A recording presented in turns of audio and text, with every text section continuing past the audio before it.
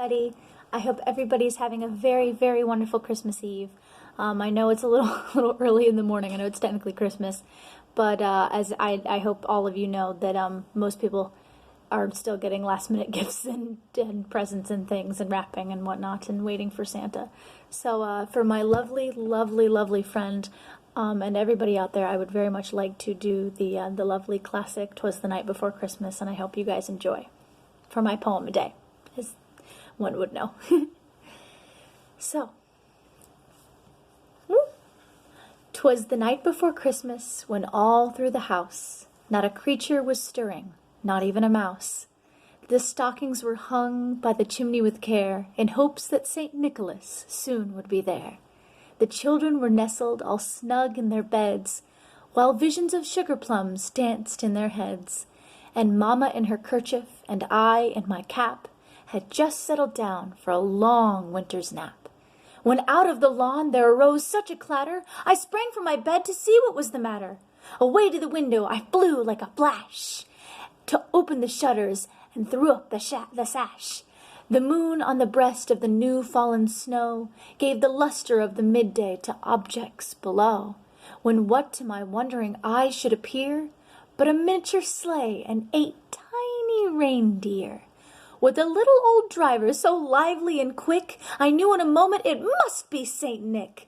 More rapid than eagles his coursers they came, and he whistled and shouted and called them by name. Now Dasher, now Dancer, now Prancer and Vixen, on Comet, on Cupid, on Donner and Blitzen, to the top of the porch, to the top of the wall, now dash away, dash away, dash away all.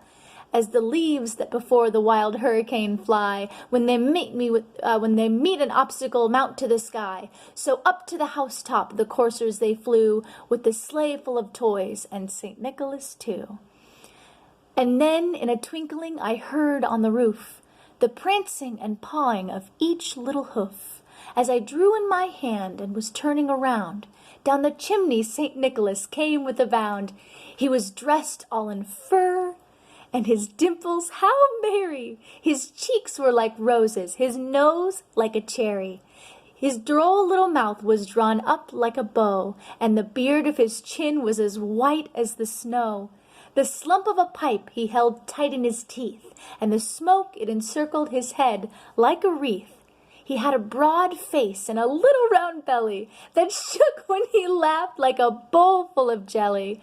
He was chubby and plump and right a jolly old elf, and I laughed when I saw him in spite of myself. A wink of his eye and a twist of his head soon gave me to know I had nothing to dread. He spoke not a word, but went straight to his work, and filled all the stockings, then turned with a jerk, and laying his finger aside of his nose, and giving a nod, up the chimney he goes. He sprang to his sleigh, to his team gave a whistle, and away they all flew like down of a thistle. But I heard him exclaim, ere he drove out of sight, "Happy Christmas to all, and to all a good night." Thank you guys. I hope every single one of you out there has a very, very Merry Christmas and a Happy New Year. And thank you so much for spending time watching my poems a day. And remember, peace, love, and poetry. Bye guys. Merry Christmas.